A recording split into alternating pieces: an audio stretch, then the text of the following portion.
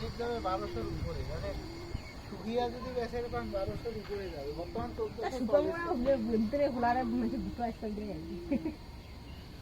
তাতে মনে করেন যে দুইটা করে রোদ মধ্যে ঠিক মতো রোদ হয় দুই রোদে মিটার হয়ে যাবে।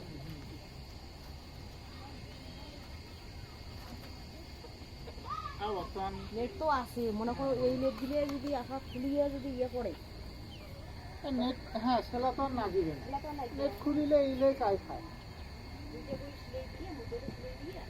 না, সিলাই না ভিতরে সুগার তাহলে নেট করি না। আর এমনিতেও যদি হয় তার যদি বেড়া দিয়ে সুগার বেড়া দিলে না এইলে কাগজ না দিয়ে